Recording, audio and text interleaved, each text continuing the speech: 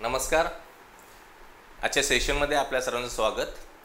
नुकतंच अर्थशास्त्र या क्षेत्रातील जो प्रतिष्ठेचा पुरस्कार आहे नोबेल पुरस्कार, तो नुकताच 3 अर्थतज्ञांना जाहीर झालेला आहे. आजच्या सेशनमध्ये हे 3 अर्थतज्ञ कोण आणि नेमकं कोणत्या योगदानासाठी त्यांना हा पुरस्कार दिला गेला आहे याची अगदी सखोलपणे चर्चा आपण करणार आहोत. सुरुवातीला ब्रीफमध्ये त्याचं मोटिवेशन काय आहे प्राइज मिळण्यामागचं, आणि त्यानंतर जे काही नोबेल समितीने कारण दिलेलं आहे किंवा स्पष्टीकरण दिलेले आहे की कोणत्या कारणासाठी त्यांना हा पुरस्कार दिला गेला आहे, दुसऱ्या टप्प्यामध्ये आपण सखोलमध्ये चर्चा करणार आहोत. पहिला टप्पा ब्रीफमध्ये आणि दुसरा टप्पा हा सखोल असणार आहे, याची आपण नोंद घ्यायची आहे. सुरुवात करूया याच्या सेशनला. 2025चा नोबेल पुरस्कार जो 3 अर्थतज्ञांना दिला गेला, तर त्यांनी एका प्रश्नाचं उत्तर देण्याचं काम केलेलं आहे. तो प्रश्न कोणता? तर गेल्या 200 पेक्षा अधिक वर्षामध्ये जी काही सातत्याने आर्थिक वाढ झालेली आहे, ती वाढ नेमकं का झाली? 200+ म्हणजे आतापासून मागे 2 वर्ष इंडस्ट्रियल रिव्होल्यूशन नंतर साधारणतः जे काही 200 वर्ष आपल्या हातामध्ये होती, जगाच्या हातामध्ये, त्यामध्ये जी काही इकॉनॉमिक ग्रोथ झाली ती कंटिन्युअस आहे, जास्त खाली किंवा त्याच्यामध्ये खंड तसा पडलेला नाहीये. मग याचं कारण नेमकं काय आहे? मागच्या काळाच्या तुलनेमध्ये याचं उत्तर देण्याचं काम या 3ही अर्थतज्ञांनी केलेलं आहे आणि त्यामुळेच त्यांना हा पुरस्कार दिला गेलेला आहे. बरोबर? या 3ही अर्थतज्ञांनी जे काम केलेलं आहे ते जर मला एका वाक्यात सांगायचं असेल तर त्यांच्या म्हणण्यानुसार जी काही नवीन टेक्नॉलॉजी समोर येत असते इनोव्हेशन नंतर, ती काय करते तर जुन्या टेक्नॉलॉजीला बाद करते. म्हणजे नवीन टेक जुना जो स्टॉप आहे ती बदलत जाते. याला आपण क्रिएटिव्ह डिस्ट्रक्शन असं म्हणतो, आणि हेच कुठेतरी या प्रश्नाचं उत्तर आहे असे 3ही लोक सांगण्याचं काम करत आहेत. तर पहिले जे अर्थतज्ञ आहेत, 3 अर्थतज्ञांपैकी पहिले अर्थतज्ञ जे आपण चर्चा करणार आहोत त्यांना पुरस्काराचा 50% वाटा म्हणजे 1/2, आणि उरलेले 2 आहेत त्यांना 1/4 म्हणजे 25% वाटा दिला गेलेला आहे. पहिले अर्थतज्ञ जोएल मोकियर आपण ज्याला म्हणतो, त्यांचं नाव आहे जोएल मोकियर. नेदरलँडमध्ये जन्म झालेला आहे. ज्यावेळेस हा पुरस्कार जाहीर झाला त्यावेळेस नॉर्थ वेस्टर्न युनिव्हर्सिटी USA आणि तेल अविव युनिव्हर्सिटी इस्रायल या दोघं संस्थांना ते संलग्न होते. प्राइस मोटिवेशन जर म्हणायचं असेल म्हणजे यांना नेमकं पुरस्कार काय दिला गेला आहे याचं एका वाक्यामध्ये जर उत्तर द्यायचं असेल तर for having identified the prerequisites, बघा हा शब्द महत्त्वाचा आहे, the prerequisites for sustained growth through technological progress. म्हणजे जगामध्ये जो काही शाश्वत विकास होतोय तांत्रिक प्रगतीच्या माध्यमातून, टेक्नॉलॉजिकल प्रोग्रेसच्या माध्यमातून, तो होण्यासाठी काहीतरी पूर्व अटींची आवश्यकता असते. कोणतीही गोष्ट सहज घडत नाही, ते घडून येण्यासाठीची परिस्थिती निर्माण व्हावी लागते. मग ती अट किंवा ती आवश्यकता काय आहे याच्यावर काम करण्याचं काम हे जोएल मोकियर यांनी केलेलं आहे. लक्षात येत असेल. So he has identified prerequisites for sustained growth, आणि जी सस्टेन्ड ग्रोथ आहे ती कशाच्या माध्यमातून होते? टेक्नॉलॉजिकल प्रोग्रेसच्या माध्यमातून. हे सांगण्याचं काम कोणी केलंय? जोएल मोकियर यांनी केलेलं आहे. त्यानंतर दुसरे अर्थतज्ञ जे होऊन गेले म्हणजे झालेले आहेत ते म्हणजे फिलिप अगियॉन यांचा जन्म झालेला आहे फ्रान्समध्ये. ज्यावेळेस पुरस्कार जाहीर झाला त्यावेळेस कॉलेज दी फ्रान्स आणि London school of economics UK या दोघं संस्थांना ते संलग्न होते. पुरस्काराच्या 1/4 पुरस्कार त्यांना गेलेला आहे, म्हणजे 4 पैकी 1 वाटा त्यांना मिळालेला आहे. प्राइस मोटिवेशन जर सांगायचं झालं की नेमकं कोणत्या कार्यासाठी त्यांना हा पुरस्कार दिला गेलेला आहे तर ते म्हणता येईल for the theory of sustained growth through creative destruction. म्हणजे यांनी देखील शाश्वत विकास कसा झाला जगामध्ये हे सांगण्याचं काम केलेलं आहे, परंतु यांचा ॲप्रोच पहिल्या अर्थतज्ञापेक्षा दुसरा आहे किंवा वेगळा आहे. तो म्हणजे क्रिएटिव्ह डिस्ट्रक्शन, ज्याला आपण सर्जनशील विनाश, बघा विनाश पण आहे आणि सर्जन पण आहे, याची चर्चा आपण करणारच आहोत डिटेलमध्ये. तर या कार्यासाठी यांना हा पुरस्कार दिला गेला आहे की यांनी सस्टेन्ड ग्रोथ जी आहे ती क्रिएटिव्ह डिस्ट्रक्शनच्या माध्यमातून सांगण्याचं काम केलं गेलं आहे. आपण जे पहिलं वाक्य बघितलं होतं की नवीन टेक्नॉलॉजी मार्केटमध्ये येत जाते आणि ती जुन्या टेक्नॉलॉजीला बाद करत जाते. याचे फायदे देखील आहे आणि तोटे देखील आहे. फायदा असा की नवनवीन गोष्टी, नवनवीन इनोव्हेशन समोर येते, परंतु जी एक्झिस्टिंग सिस्टीम आहे ती कोलॅप्स होते. त्यामुळे क्रिएटिव्ह डिस्ट्रक्शन, क्रिएट पण होते आणि डिस्ट्रक्शन पण होते. अशा माध्यमातून सस्टेन ग्रोथ नेमकं कशी झाली हे सांगण्याचं काम फिलिप अगियन यांनी केलेलं आहे. त्यानंतर सारख्याच थीमवर काम करणारे जे तिसरे अर्थतज्ञ आहेत पीटर हॉविट, यांना पुरस्काराचा 25% वाटा मिळालेला आहे. त्यांचा जन्म कॅनडाचा आहे आणि ज्यावेळेस हा पुरस्कार जाहीर झाला ब्राउन युनिव्हर्सिटी USA ते संलग्न होते. बरोबर. यांचं नेमकं कार्य काय किंवा कोणत्या कार्यासाठी पुरस्कार दिला गेला आहे तर फिलिप अगियन जे याच्या आधीचे होते त्यांच्यासारखंच काम किंवा तेच काम त्यांनी करण्याचं प्रयत्न केलेला आहे. तो म्हणजे सस्टेन ग्रोथ थेरी क्रिएटिव्ह डिस्ट्रक्शनच्या माध्यमातून एक्सप्लेन्ड करण्याचं काम पीटर हॉविट यांनी देखील केलंय.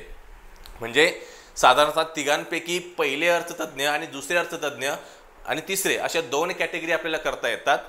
दोघंही सारख्याच थीमवर, तिघही सारख्याच थीमवर काम करताय, सस्टेन्ड ग्रोथवर. जोएल मोकियार जे पहिले आहेत त्यांनी प्रीरिक्विजिट्स थ्रू टेक्नॉलॉजिकल प्रोग्रेस याच्यावर काम करण्याचा प्रयत्न करत आहेत किंवा करत आहेत ते सध्या काम.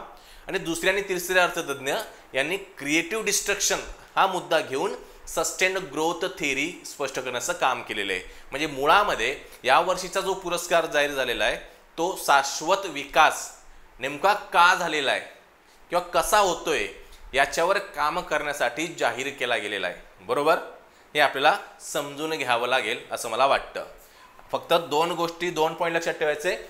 दुसरे आणि तिसरे अर्थतज्ञ क्रिएटिव्ह डिस्ट्रक्शन शब्द लक्षात ठेवायचा आहे आणि याच्या आधी जे आहेत ते म्हणजे प्रीरिक्विजिट्स थ्रू टेक्नॉलॉजिकल प्रोग्रेस. आता नेमकं याचा अर्थ काय हे जर आपल्याला डिटेलमध्ये समजून घ्यायचं असेल तर आपण आता पार्ट 2 कडे जाऊया.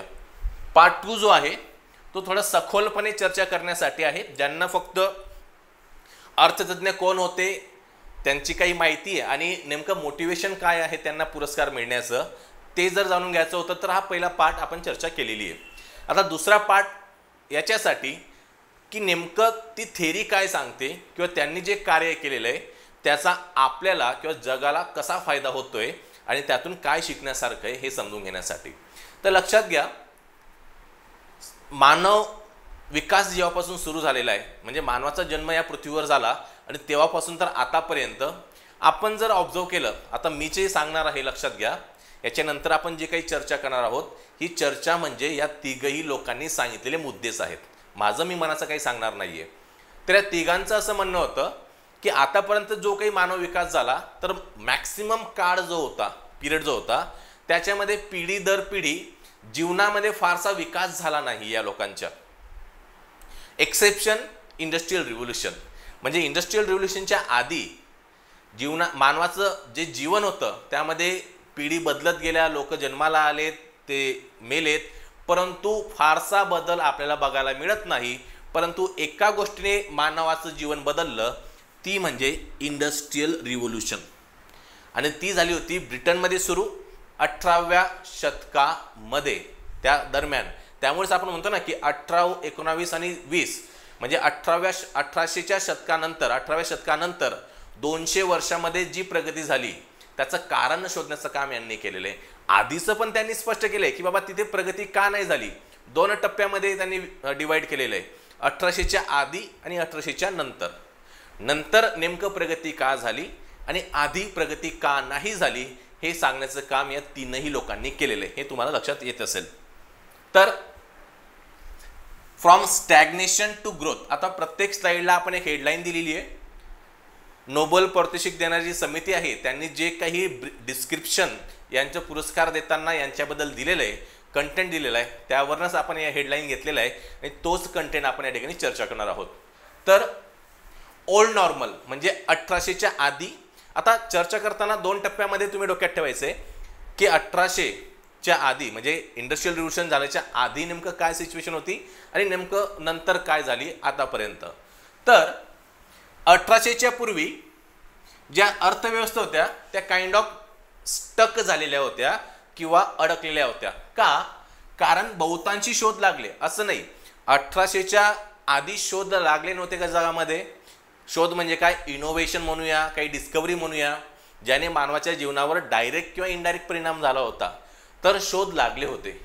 परंतु दीर्घकालीन प्रगती नाही. म्हणजेच काय, एखादा शोध लागला की लगेच दुसरा शोध आणि त्यानंतर तिसरा शोध असं झालं नव्हतं.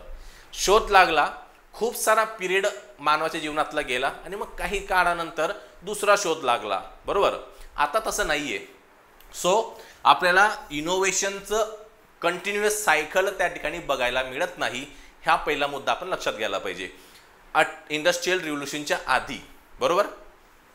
सो याचा परिणाम काय झाला, म्हणजे सातत्याने इनोव्हेशन न झाल्यामुळे, मला जर सांगायचं असेल, सातत्याने इनोव्हेशन न झाल्यामुळे, आणि झालं जरी असेल तरी ते कंटिन्युअस नव्हतं, त्यामुळे मानवाच्या जीवनावर परिणाम असा झाला की शतकानुशतके त्याचं जीवनमान तसंच राहिलेलं आहे. प्रामुख्याने अर्थशास्त्राचा अभ्यास करत असताना मानवाच्या जीवनाचा विकास कसा होईल, त्याचं वेलफेअर कसं साधता येईल, हाच आपला कोर राहिलेला आहे. बरोबर. त्यामुळे ज्या काही घडामोडी आजूबाजूला होत आहे, जे काही कार्य आपण करतोय, जे काही संशोधन आपण करतोय, ते एकाच कारणासाठी करतोय की बाबा मानवाचं जीवनमान सुधारायला पाहिजे. ज्यांचं सुधारले ते अजून वरच्या स्तराला जायला पाहिजे, ज्यांना काही मिळत नाहीये त्यांना त्या स्तरामध्ये आणायला पाहिजे. सो 1800च्या पूर्वी या एका कारणामुळे काय झालं, त्यांचं जीवनमान तसंच राहिलं असं आपल्याला म्हणता येतं. याचं उदाहरण म्हणून त्यांनी काय केलंय, तर स्वीडन आणि UK हे जे दोन देश आहेत, महत्त्वाचे देश आहेत. कारण आपण ज्यावेळेस UK किंवा स्वीडन जरी म्हटलं आणि त्यांचं ह्युमन डेव्हलपमेंट इंडेक्स बघितला, तर आताच्या घडीला त्यांचा इंडेक्स हा जास्त आहे असं आपल्याला बघायला मिळतं. मानव जीवनाची प्रगती त्या देशामध्ये चांगली आहे असं आपल्याला ऑब्झर्व करता येतं. तर यांनी काय केलेलं आहे की 1300 पासून तर 1700 पर्यंत, म्हणजे 13व्या शतकापासून तर 17व्या शतकापर्यंत त्या देशामध्ये प्रति व्यक्ती किती उत्पन्न होतं याचं मोजमाप करण्याचं काम केलंय. सो GDP पर पर्सन, ज्याला आपण दरडोई उत्पन्न म्हणतो, एकूण राष्ट्रीय उत्पन्न भागीला त्या देशाची एकूण लोकसंख्या, या सूत्राने आपण ते काढू शकतो. त्या सूत्राचा वापर करून यांनी काय केलंय, जवळपास 13व्या शतक म्हणजे 4 ते 5 शतकं, म्हणजे 500 जवळपास 400-500 वर्षाचं कॅल्क्युलेशन करून दोन्ही देशांसाठीचं आपण आपल्याला या ठिकाणी ग्राफमध्ये ते बघायला, व्हॅल्यू बघायला मिळते. तर काय ग्राफ सांगतोय की GDP पर व्यक्ती जी आहे जवळपास वाढलेली नाहीये. म्हणजे 1000 ते 2000 डॉलर या एका बँडमध्येच, हा जर बँड म्हटला मी, रेंज म्हटली, त्या एकाच रेंजमध्ये आपल्याला प्रति व्यक्ती उत्पन्न जवळपास 500 ते 600 वर्ष आहे असं बघायला मिळतं. आणि असं पण नाही की या दरम्यान इनोव्हेशन झालेत नाहीत. तर या दरम्यान हेवी प्लॉटचा शोध लागला, विंड मिल जे आहेत, विंड मिल, प्रिंटिंग प्रेस असतील, यासारखे मोठमोठे शोध या काळामध्ये लागलेला आहे. परंतु मगाशी सांगितल्याप्रमाणे शोध हे सातत्याने लागले नाहीत, त्यामुळे त्याचा परिणाम जीवनमानावर झालेला नाहीये हे आपल्याला सिस्टमॅटिकली प्रूव्ह करता येतं. आणि बघा 1700 शेवटी न्यूटन आलेला आहे, हे देखील लक्षात घ्यायचं आहे.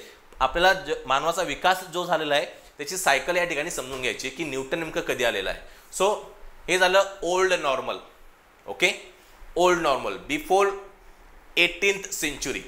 आता न्यू नॉर्मल, अचानक काहीतरी घडलं आणि मानवाचं जीवनमान बदललं, मग त्याला आपण न्यू नॉर्मल म्हणूया. शाश्वत विकास, द न्यू नॉर्मल.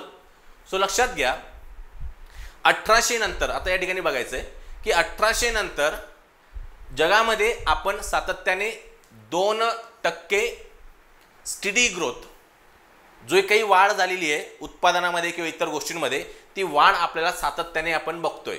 म्हणजे 1825 पासून तर 22 पर्यंत, म्हणजे आता 2022 पर्यंत आपल्याला GDP पर पर्सन ही सातत्याने वाढत गेलेली दिसते.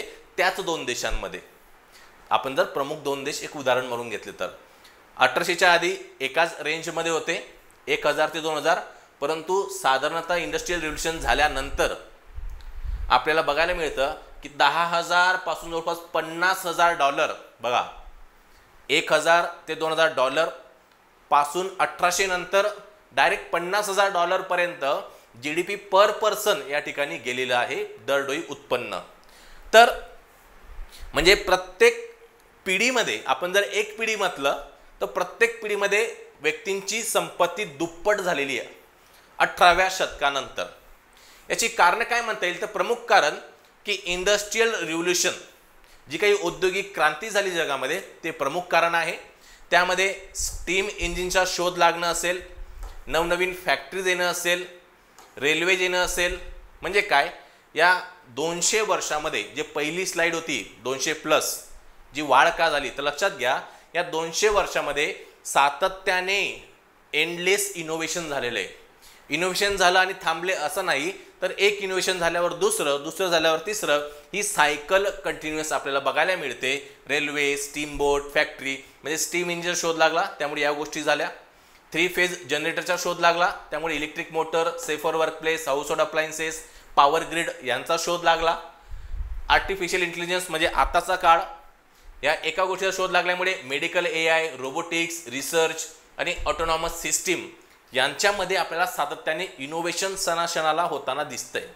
मग याचा परिणाम म्हणून स्वीडन आणि UK सारखे जे देश आहेत त्यांच्या GDP मध्ये प्रचंड प्रमाणामध्ये GDP पर पर्सन वाढ झालेली आपल्याला बघायला मिळते. आणि असं नाही की या दरम्यान काही अडचणी आल्या नाहीत, ते 1929 नंतर आपल्याला ग्रेट डिप्रेशन बघायला मिळतं. त्यानंतर मोठमोठे युद्ध देखील जगामध्ये झालेत. 2008 मध्ये भारतामध्ये देखील सब प्राइसिंग क्रायसिस आलेला आहे आणि सातत्याने अडचणी येत आहेत. परंतु या अडचणी येऊन देखील आपल्याला या दोघं देशामध्ये किंवा जगामध्ये आपल्याला GDP पर पर्सन ही प्रचंड प्रमाणामध्ये आणि प्रत्येक पिढीनंतर दुप्पट झालेली या ठिकाणी बघायला मिळत आहे. ते म्हणजे इनोव्हेशनमुळे. बघा, हे 3 महत्त्वाचे इनोव्हेशन आणि त्याचं प्रचंड प्रमाणामध्ये ती सायकल त्या ठिकाणी सुरू झालेली आहे असं आपल्याला म्हणावं लागतं. आणि ते आहे न्यू नॉर्मल. परंतु यांचं असं म्हणणं आहे तिघांचं की ठीक आहे, ओल्ड नॉर्मल आणि न्यू नॉर्मल आपण समजून घेतलं, दोघांमधला फरक समजून घेतला की सुरुवातीला इनोव्हेशन होत होती पण सातत्याने नव्हती, त्यामुळे जीवनमान तसंच राहिलं. नवीन नॉर्मल, न्यू नॉर्मल, इनोव्हेशन झाली 18व्या शतकानंतर आणि त्याच्यामुळे एका इनोव्हेशनने प्रचंड प्रमाणात इनोव्हेशनला संधी दिली आणि ते आतापर्यंत होतच आहे. AI हा त्याचा पुढचा टप्पा आपल्याला म्हणावा लागतो आणि AI ने तर अजूनच प्रत्येक क्षेत्रामध्ये इनोव्हेशन करण्याची संधी आपल्याला उपलब्ध करून दिलेली आहे. आता लक्षात घ्या, यांचं म्हणणं आहे की जी वाढ आपण मोजतोय 18व्या शतकाच्या आधी आणि नंतर देखील, ती इकॉनॉमिक ग्रोथ नेमकं खरी कोणती हे जर आपल्याला समजून घ्यायचं असेल तर याबद्दल देखील भाष्य आपल्याला यांनी केलेलं दिसून येतं. तर त्यांचं असं म्हणणं आहे तिघांचं की growth isn't just money, it is a better live. वाढ, आर्थिक वाढ म्हणजे फक्त पैशामध्ये झालेली वाढ नव्हे, तर चांगलं आयुष्यमान, चांगलं जीवन मिळणं म्हणजे आर्थिक वाढ, हे तिघांचंही म्हणणं आहे. मग त्यामध्ये it is more than cash, मग त्यामध्ये एज्युकेशन, हेल्थ, जॉब आणि दैनंदिन जे काही आयुष्य आपण जगतोय यामध्ये होणारा सुधार अपेक्षित आहे. या ठिकाणी त्यांनी जे ग्रोथ म्हणून टर्म वापरलेली आहे, वाढ म्हणून टर्म वापरलेली आहे, त्या टर्ममध्ये ते या गोष्टींचा समावेश असायला पाहिजे असं एक्सपेक्टेड आहे त्यांना. तर आता साधारणतः मला जर ग्रोथ मोजायची असेल तर एक प्रमुख पॅरामीटर जे आहे ते म्हणजे GDP. आपण GDPने काय करतो, ग्रोथ, कोणत्याही देशाची ग्रोथ असेल, जगाची ग्रोथ असेल, ग्रॉस डोमेस्टिक प्रोडक्ट, जी काही नॅशनल इन्कम मोजण्याची एक इंडिकेटर आहे किंवा एक संकल्पना आहे, ते आपण त्या ठिकाणी वापरत असतो. सो यामध्ये नवीन ज्या मेडिसिन्सचा उपयोग झालेला उदय झालेला आहे, इफिशियंट कम्युनिकेशन, लेझर टाईम, हे देखील समाविष्ट केलेलं आहे यांनी. फक्त पैसा नाही तर एज्युकेशन, जॉब, हेल्थकेअर, त्या व्यतिरिक्त तुम्हाला मिळणारा वेळ, ते कसं आहे, तुमचं इफिशियंट कम्युनिकेशन आहे किंवा नाही, तर इतर गोष्टी देखील ज्या जगण्यासाठी गरजेच्या असतात त्यांचा समावेश करण्याचं काम या तिघांनी केलेलं आहे. आणि त्यांचं असं म्हणणे, ही जी सातत्याने होणारी ग्रोथ आहे 18व्या शतकानंतर, या ग्रोथने काय केलेलं आहे तर समाजाचा चेहरा मोहरा बदलून टाकलेला आहे. 18व्या शतकाच्या आधी जी ग्रोथ झाली नाही, ब्लॉक झाली होती ग्रोथ, परंतु 18व्या शतकानंतर जे काही बदल, बघा आपण म्हणतो की आपल्या आईवडिलांची जी पिढी होती, आपली पिढी आणि आपल्या पुढची पिढी, यामध्ये प्रचंड प्रमाणामध्ये गॅप आपल्याला दिसतोय. त्याचं कारण हेच आहे की ही होणारी इकॉनॉमिक ग्रोथ, बरोबर. सो आपण हॉर्स कार्ट पासून सेल्फ ड्रायव्हिंग कार्स, बघा म्हणजे बैलगाडी, आता इथे असं म्हटलं पण भारतामध्ये बैलगाडीवर प्रवास करणारे लोक आता ऑटोमॅटिक AI ड्रिव्हन कार्सपर्यंत आपण पोहोचलेलो आहे.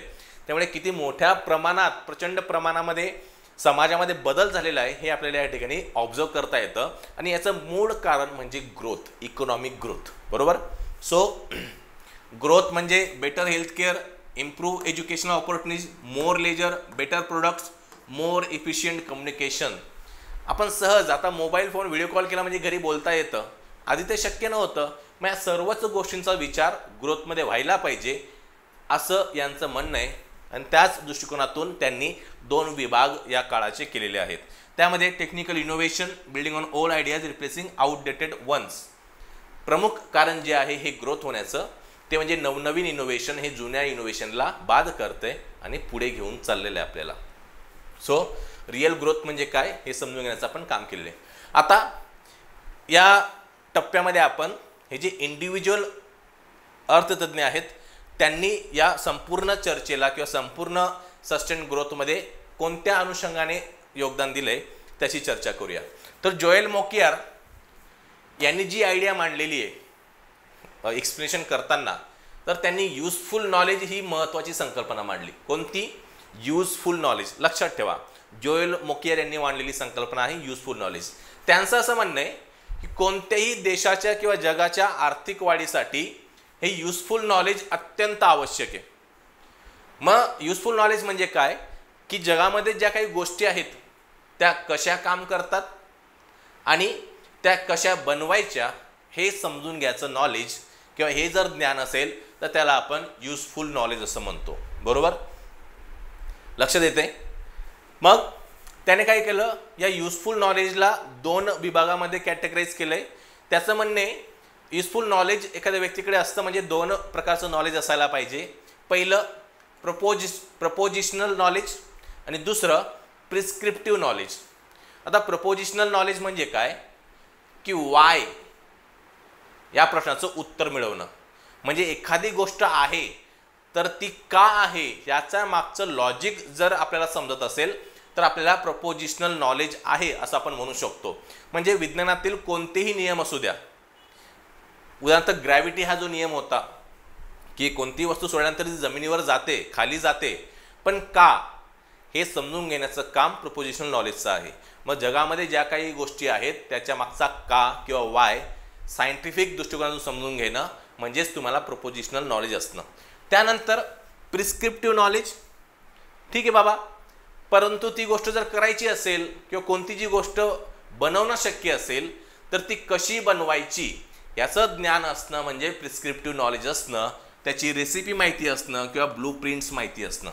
बरोबर. चित्रामध्ये तुम्हाला दिसत असेल की विज्ञानाचा शोध लागल्यानंतर युरेका, आणि जर एखादी गोष्ट बनवायची असेल, उदाहरणार्थ हा पेन बनवायचा असेल तरी देखील त्याची प्रोसेस, ब्लू प्रिंट, रेसिपी मला माहिती पाहिजे. मग त्याला म्हणतो प्रिस्क्रिप्टिव्ह नॉलेज. मग त्याचं असं म्हणणं आहे की कोणत्याही देशामध्ये जगामध्ये जी काही आर्थिक वाढ झालेली आहे ती 2 एका महत्त्वपूर्ण गोष्टीमुळे झाली, ते म्हणजे युजफुल नॉलेज. आणि युजफुल नॉलेज 2 नॉलेजने येऊ शकतं. एक म्हणजे प्रपोजिशनल नॉलेज आणि प्रिस्क्रिप्टिव्ह नॉलेज. त्याचं म्हणणं काय की 18व्या शतकापूर्वी हे दोघं नॉलेजचे ब्रांचेस वेगवेगळ्या होत्या.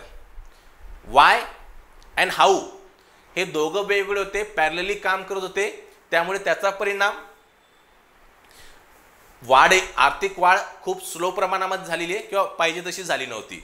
परंतु ज्या ज्ञानयुग आल्यानंतर, इनलाइटमेंट पिरियड आल्यानंतर म्हणजे 18व्या शतका दरम्यान हे दोघं जे ज्ञानाचे ब्रांचेस आहेत त्या एकत्र आल्यात.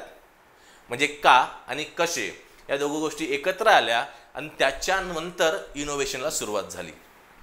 आणि या दोघांचं जे संगम झालं प्रपोजिशनल नॉलेज आणि प्रिस्क्रिप्टिव्ह नॉलेजचं, त्याचं पहिलं आउटकम म्हणजे स्टीम इंजिन. आणि स्टीम इंजिनने जगाचा इतिहास बदलला. बरोबर.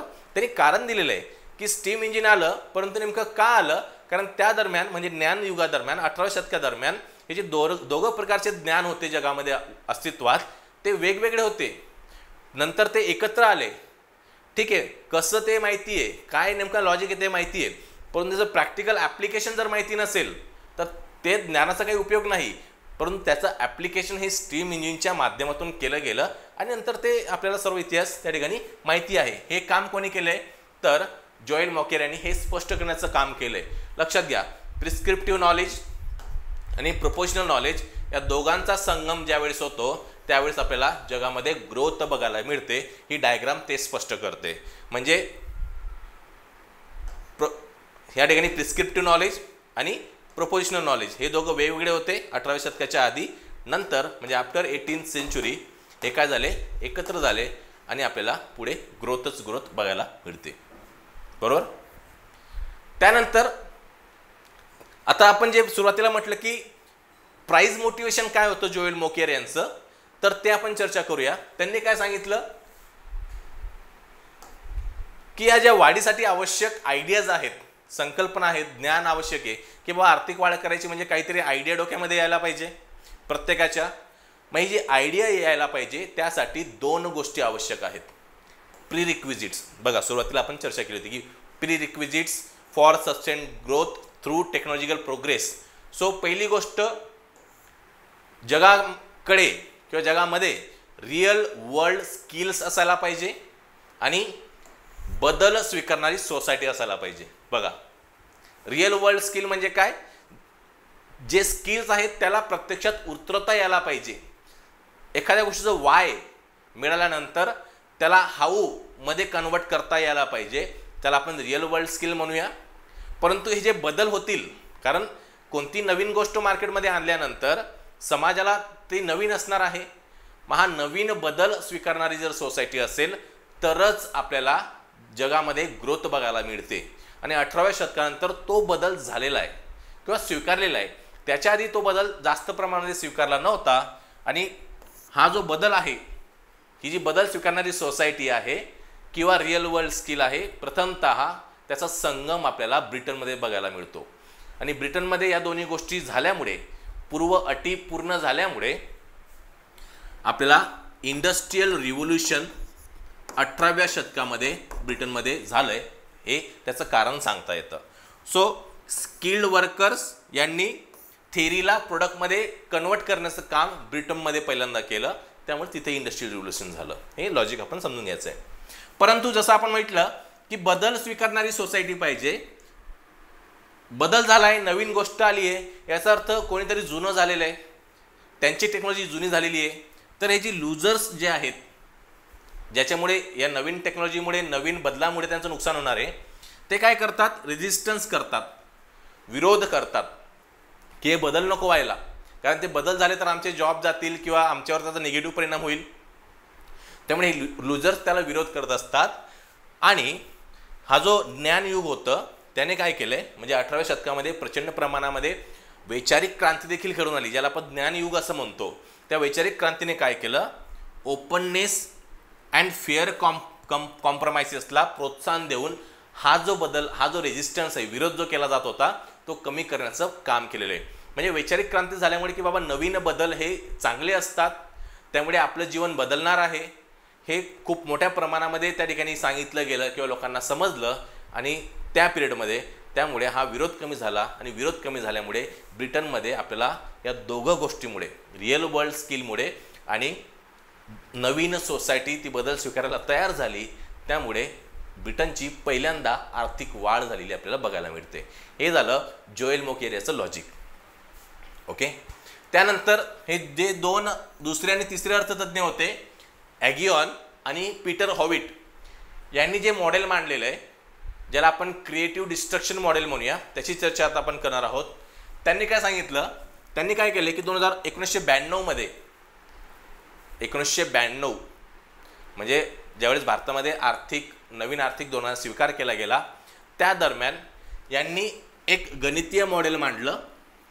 त्या मॉडेलमध्ये त्यांनी काय केलं की ज्या कंपनीज आहेत, इनोव्हेशनने स्पर्धा करतात आणि त्या स्पर्धेमुळे वाढ होते आणि जुने प्रोडक्ट्स डिस्ट्रक्शन देखील होतात. म्हणजेच काय, त्यांनी 1992 मध्ये, म्हणजे जवळपास 30 वर्षापूर्वी त्यांनी एक गणितीय मॉडेल मांडलं. आणि त्यामध्ये त्यांनी सांगण्याचा प्रयत्न केला की बाबा ज्या कंपनीज आहेत जगामध्ये, त्या एकमेकांसोबत स्पर्धा करताय.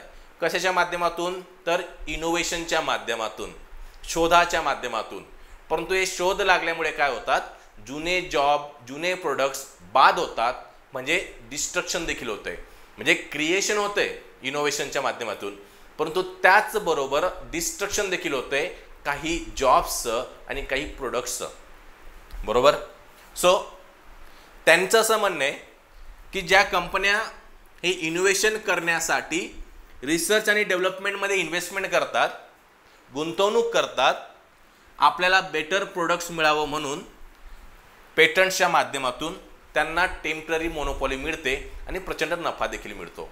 म्हणजे समजा मी काहीतरी इनोव्हेशन केलेलं आहे, माझी कंपनी आहे आणि मी इनोव्हेशन केलं आणि त्या प्रकारचं प्रोडक्ट किंवा सर्व्हिस कोणाकडेच नाही आहे, मग त्या ठराविक पिरियडसाठी मला मोनोपॉली मिळते माझ्या प्रोडक्टवर आणि ती मोनोपॉली मला प्रॉफिट मिळवून देते. परंतु काही काळानंतर दुसरा व्यक्ती देखील, दुसरी कंपनी देखील नवीन इनोव्हेशन करणार आणि मग माझं प्रोडक्ट त्या ठिकाणी बाद होणार आणि तो पुन्हा वरती येणार आणि ही सायकल चालूच असणार आहे.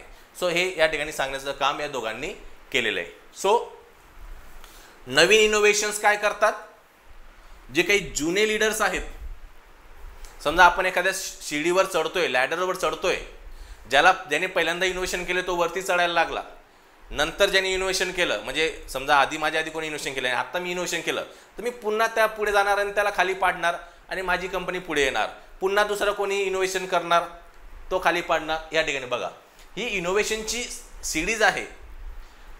ज्याने इनोव्हेशन केलं तो पुढे चालायला लागतो, परंतु काही काळानंतर नवीन व्यक्ती इनोव्हेशन करतो, नवीन कंपनी इनोव्हेशन करते आणि तो खाली पडतो, तो पुन्हा रांगेत लागतो. ही सायकल चालूच आहे इकॉनॉमिक ग्रोथसाठी. म्हणजे ठराविक पिरियडसाठी त्याला मोनोपॉली प्राप्त होते, बरोबर, परंतु एका पिरियड नंतर तो खाली पडतो, म्हणजे इथे मोनोपॉली प्राप्त होते. उदाहरणार्थ तो एकटाच आहे, दुसरा कोणी नाही आहे, पण नंतर तो खाली पडेल कारण मागचा व्यक्ती त्याला ढकलणारच आहे. ओके. सो लॅडरवरून खाली ढकलतात, हे सायकल स्थिर वाढ निर्माण करतात. म्हणजे तो जरी खाली पडला तरी दुसरा ती ग्रोथ मेंटेन करतो, तो खाली पडला की तिसरा मेंटेन करतो, म्हणजे इनोव्हेशनच्या माध्यमातून. आपण कंपनीबद्दल बोलतोय की जगामध्ये जी काही आर्थिक वाढ होते त्यामध्ये कंपन्यांचं योगदान कसं आहे, इनोव्हेशनच्या माध्यमातून. आणि ती सायकल नेमकं सातत्याने वाढ का मेंटेन करते, वाढ थांबत नाही आहे. 18व्या शतकानंतर इनोव्हेशन झालं आणि इनोव्हेशन आता चालूच आहे. आता तर स्पीड प्रचंड वाढलेला आहे, दिवसेंदिवस नवनवीन गोष्टी समोर येत आहेत. सो ते आपल्याला त्याने समजून घ्यायला पाहिजे. म्हणजे त्यांचं असं म्हणणं आहे की त्यांनी असं म्हटलं की US मध्ये 10% कंपनीज दरवर्षी फेल होतात, नवीन कंपनी येतात 10% फेल होतात, म्हणजे ज्या एक्झिस्टिंग आहेत त्या फेल होतात, परंतु त्याच प्रमाणामध्ये नवीन स्टार्टअप सुरुवात होतात. भारतामध्ये देखील काही कंपन्या बंद पडतात, परंतु नवीन आयडिया घेऊन नवीन कंपन्या समोर येतात. सो ही सायकल कंटिन्युअसली मेंटेन केली जाते. सो त्यांनी जे मॉडेल मांडलेले आहे मॅथ्सचं मॉडेल, ते फक्त समजून घेऊया. त्यांचं असं म्हणणं आहे की जी इकॉनॉमी आहे, त्यांनी काय केलं की त्यांचं जे मॉडेल आहे, मॉडेलमध्ये 4 फॅक्टर्सचा उल्लेख त्यांनी केलेला आहे. एक म्हणजे सेव्हिंग, बचत, इंटरेस्ट रेट, प्रोडक्शन आणि रिसर्च अँड डेव्हलपमेंट, बरोबर. ती जी सायकल चालू आहे सातत्याने, इनोव्हेशन बाद होतोय, परत नवीन इनोव्हेशन येते, बाद होते, इनोव्हेशन येते, बाद होतंय. 4 महत्त्वाचे घटक आहेत, सेव्हिंग, इंटरेस्ट रेट, प्रोडक्शन आणि रिसर्च अँड डेव्हलपमेंट. यांनी काय केलं, हे 4ही घटक मॉडेल्सच्या माध्यमातून एकमेकांना कनेक्ट केले आणि बॅलन्स्ड इकॉनॉमी जे म्हणतो आपण, की ज्यामध्ये चारही घटक योग्य पद्धतीने काम करतायत, ते करण्याचं काम या दोघांनी त्या मॉडेलच्या माध्यमातून केले. 1992 मध्ये मॉडेल मांडलं होतं. सो त्यांनी सांगितलं की बाबा हाऊसहोल्ड जे लोक आहेत, आपल्यासारखे लोक, ते सेव्ह करतात पैसे. का सेव्ह करतात, कारण आपल्याला रेट ऑफ इंटरेस्ट मिळतो आणि ते पैसे आपण बँकेत ठेवतो. बँकेतून ते पैसे कोण बॉरो करतात, तर कंपनीज करतात. का बॉरो करतात, तर त्यांना रिसर्च अँड डेव्हलपमेंट करायचं असतंय आणि रिसर्च अँड डेव्हलपमेंट केलं म्हणजे काय होतं, इनोव्हेशन होतं, बरोबर. सायकल समजून घ्या, आपले पैसे आपण बँकेत ठेवतो, कंपन्यात ते बॉरो करतात आणि रिसर्च अँड डेव्हलपमेंटवर खर्च करतात, म्हणजे इनोव्हेशन करतात. सो हे जे इनोव्हेशन कंपनीने केलेलं आहे, त्या इनोव्हेशनचा कंपन्यांपेक्षा जास्त फायदा सोसायटीला होतो असं यांचं म्हणणं आहे. कंपनीला फायदा तर होतो, टेम्पररी मोनोपॉली मिळते, त्यांचा धंदा होतो, प्रोडक्शन होतं, बिझनेस होतो, परंतु त्याचा परिणाम लॉंग टर्म मध्ये जर बघितला तर सोसायटीला जास्त फायदा होतो. त्यामुळे त्याचं असं म्हणणं आहे की गव्हर्नमेंटने रिसर्च अँड डेव्हलपमेंटसाठी सबसिडी द्यायला पाहिजे, बरोबर. परंतु आता सबसिडी जर मिळत असेल तर नुकसान असं होईल की खोटे इनोव्हेशन, दुसऱ्याने केलेले इनोव्हेशन, रिसर्च अँड डेव्हलपमेंट जी चालू आहे प्रत्येकाकडनं, त्याची चोरी होण्याची शक्यता आहे, खोटारडे उद्योग सुरू होण्याची शक्यता आहे. त्यामुळे सबसिडी नको पण द्यायला पाहिजे. म्हणजे जर बिझनेस स्टिलिंग जर वाढत असेल R&Dच्या माध्यमातून, सो सबसिडीज कमी करायला पाहिजे.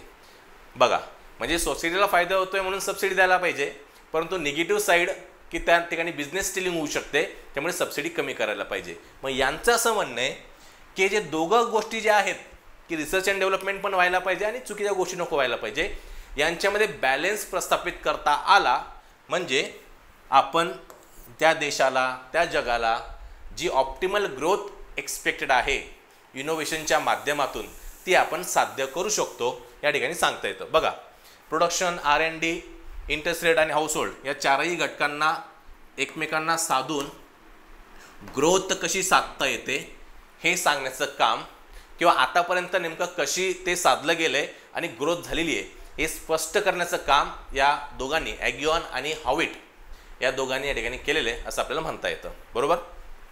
बघा, त्यांनी जे लॉजिक देण्याचं काम केलेलं आहे ते लॉजिक म्हणजे क्रिएटिव्ह डिस्ट्रक्शन. ही जी सायकल आहे ना या ठिकाणी, याला आपण क्रिएटिव्ह डिस्ट्रक्शनच म्हणतोय. तर तुम्हाला की सर क्रिएटिव्ह डिस्ट्रक्शन म्हणजे नेमकं तुम्ही सांगितलं नाही. तर हे जे चालू आहे, क्रिएट होतंय, कोणीतरी डिस्ट्रक्ट होतंय.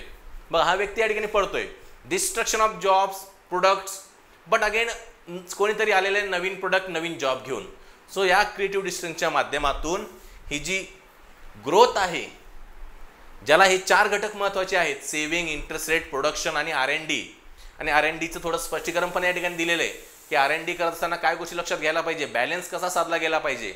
मग याचं स्पष्टीकरण दिल्यानंतर या चारींना जर व्यवस्थित आपण जर वापरले, एकमेकांशी व्यवस्थित कनेक्ट केले, ते आयसोलेट नको राहायला, एकमेकांशी जर व्यवस्थित कनेक्ट केले तर बॅलन्स्ड इकॉनॉमी क्रिएट होते आणि मग ग्रोथ होते असं त्यांनी म्हटलेलं आहे. म्हणजे 18व्या शतकानंतर काय झालं तर या चार गोष्टी एकमेकांना व्यवस्थित कनेक्ट झाल्या, इनोव्हेशन होत गेलं, डिस्ट्रक्शन होत गेलं आणि मग ग्रोथ वाढत गेली. त्याच्या आधी असं काहीही नव्हतं. प्रचंड प्रमाणामध्ये आपल्याला बदल बघायला मिळतात सध्याच्या घडीला. तर मला जर आजच्या सेशनचे निष्कर्ष तुम्हाला सांगायचं असेल, प्रमुख काही गोष्टी आहेत त्या आपण चर्चा करूया. की ही जी वाढ आहेत, आता हे त्यांचं म्हणणं आहे की जगामध्ये होणारी जी ग्रोथ आहे ती गॅरंटेड नाही. जी वाढ होते, आर्थिक वाढ, ती गॅरंटेड नाही, ती सातत्याने होणारच आहे असं नाही. कारण का 18व्या शतकाच्या आधी होत नव्हती आणि नंतर 200+ वर्षापासून होते, म्हणजे पुढे होईल का याची शाश्वती नाही. क्लोज सोसायटीज किंवा इनइक्वॅलिटी सारख्या समस्या आहेत, याच्यापासून आपण संरक्षण करायला पाहिजे जगाचं किंवा देशांचं. क्लोज सोसायटी म्हणजे काय, बदलाला जे बदल येणार आहेत पुढे जाऊन त्याचा ॲक्सेप्टन्स सोसायटीमध्ये असायला पाहिजे, रेजिस्टन्स करता कामा नये. आणि याच्या माध्यमातून म्हणजे ग्रोथ तर झाली, समजा आपण बदल ॲक्सेप्ट केले आणि ग्रोथ होते, परंतु याच्यातून विषमता देखील वाढीस लागू शकते, त्यामुळे त्याची काळजी आपल्याला घ्यावी लागणार आहे असं यांचं म्हणणं आहे. त्यानंतर त्यांनी सांगितलं की इतिहास दाखवतो की स्टॅग्नेशन सामान्य आहे, इनोव्हेशन आणि ओपननेसने ते बदललंय. स्टॅग्नेशन म्हणजे काय, मानवाचा विकास झाल्यानंतर मानवजाती वेगळ्या शतकानुशतके अडकून पडलेली आहे त्याच जीवनमान स्तरामध्ये, बरोबर. आणि हे सामान्य आहे, म्हणजे मॅक्सिमम हेच झालेलं आहे. परंतु या गोष्टी कधी बदलल्या, ज्या ज्या वेळेस इनोव्हेशन झाले आणि ते इनोव्हेशन स्वीकारण्यासाठी सोसायटी तयार होत्या, त्या वेळेस हे स्टॅग्नेशनमधून आपण बाहेर पडलेलो आहे. म्हणजे 18व्या शतकानंतर इंडस्ट्रियल रिव्होल्यूशन झालं, स्टीम इंजिन आलं, इनोव्हेशन झालं, आपण ते स्वीकारलं, म्हणजे ब्रिटनने ते स्वीकारलं, म्हणून त्यांची प्रगती झाली. आता AI आलेले, पॉझिटिव्हली जर आपण बघितलं इनोव्हेशन आहे, त्याचा जर चांगल्या पद्धतीने आपण स्वीकार केला तर स्टॅग्नेशनमधून पुन्हा पुढच्या टप्प्याला आपण जाणार आहोत असं म्हणता येतं. त्यांनी काही मुद्दे सांगितले. नोबेल लॉरेट जे आहेत, विजेते आहेत, त्यांना आपण लॉरेट्स असं म्हणतो, नोबेल लॉरेट्स. त्यांनी म्हटले R&Dला प्रोत्साहन द्या. सर्व जगाने काय करायचं आहे, रिसर्च आणि डेव्हलपमेंटवर प्रचंड प्रमाणात भर द्यायचा आहे. त्यातून होणारे जे बदल आहेत, मानवासाठी चांगले बदल जर झाले तर त्याचा स्वीकार करायचा आहे आणि प्रभावित लोकांना सपोर्ट द्यायचा आहे. म्हणजे मानव जीवनावर परिणाम करणाऱ्या गोष्टींचा अभ्यास करणारे विचार मांडणारे लोक जे आहेत त्यांना सपोर्ट द्यायला पाहिजे, तरच आपण या स्टॅग्नेशनमधून बाहेर पडू. त्यांनी भविष्यासाठी काही गोष्टी सांगितल्या की येत्या काळामध्ये काय होणार आहे. तर थ्रेट्स जे आहेत, कोणते थ्रेट्स, तर अकॅडमिक रिस्ट्रिक्शन्स आपल्याला अवॉइड करावं लागेल जेणेकरून ग्रोथ मशीन चालू राहील. अकॅडमिक रिस्ट्रिक्शन म्हणजे आपण जे मानवजातीच्या उत्थानासाठी अभ्यास करणारे लोक आहेत त्यांच्यावर बंधनं टाकता कामा नये. त्यामुळे ही जी ग्रोथ मशीन 18व्या शतकानंतर आपण अनुभवतोय ती जर असेच सातत्याने चालू ठेवायची असेल तर रिसर्च अँड डेव्हलपमेंटमध्ये काम करणाऱ्या सर्वांनाच आपण सपोर्ट करायला पाहिजे असं या ठिकाणी सांगितले गेले. बरोबर. सो आजच्या सेशनमध्ये अत्यंत व्यवस्थितपणे मी प्रयत्न केलेला आहे की जे तिघ अर्थतज्ञ होऊन गेले, जोएल मॉकियर असतील, ॲगिऑन असेल आणि पीटर हॉविट असेल, या तिघांनी शाश्वत विकासासाठी काय काय गोष्टी आवश्यक आहेत तो जोएल मॉकियर यांनी काही पूर्व अटीची आवश्यकता असते, मग त्यांनी ते स्पष्टीकरण पण दिलं इतिहासाच्या माध्यमातून. इतिहास आधारित त्यांनी स्पष्टीकरण दिलं की 18व्या शतकाआधी काही गोष्टी नव्हत्या, आवश्यकता पाहिजे होत्या पण नव्हत्या. 18व्या शतकानंतर काय असं बदललं की शाश्वत विकास झाला. बरोबर. कंटिन्यू शाश्वत विकासाचा अर्थ या ठिकाणी त्यांनी सांगितलं की ग्रोथ म्हणजे फक्त पैसा नाही तर इतर देखील गोष्टी आहेत, त्याचा देखील वाढ झालेली आहे. हे जोएल मॉकियर यांनी सांगण्याचं काम केलं. दुसरे ॲगिऑन आणि पीटर हॉविट यांनी काय केलं तर 92 मध्ये एक गणितीय मॉडेल मांडलं. त्यामध्ये त्यांनी सांगितलं होतं आणि तेव्हापासून आतापर्यंत त्यांनी सांगण्याचं काम केलंय की सातत्याने इनोव्हेशन होत राहते जगामध्ये आणि त्यामुळे नवीन इनोव्हेशन झाल्यामुळे काही जुनं इनोव्हेशन आउटडेटेड होतं, डिस्ट्रक्शन होते. मग या प्रोसेसला आपण सर्जनशील विनाश किंवा क्रिएटिव्ह डिस्ट्रक्शन असं म्हणतो आणि हे कुठेतरी शाश्वत विकासासाठी कारणीभूत आहे ते देखील त्यांनी स्पष्ट करण्याचं काम केलंय की बाबा 18व्या शतकाआधी काय होतं आणि नंतर काय आहे आणि आता देखील काय गरज आहे. सो अशा पद्धतीने हे तीनही अर्थतज्ञ अत्यंत महत्त्वाच्या संकल्पनेवर त्यांनी चर्चा केलेली आहे आणि नक्कीच ते त्या पुरस्कारासाठी पात्र आहेत, त्यामुळेच त्यांना पुरस्कार मिळालेला आहे. सो या ठिकाणी थांबूया. नक्कीच तुम्हाला आजचं सेशन समजलं असेल. काही प्रश्न असेल तर तुम्ही नक्कीच कमेंटमध्ये विचारू शकता. So thank you. धन्यवाद.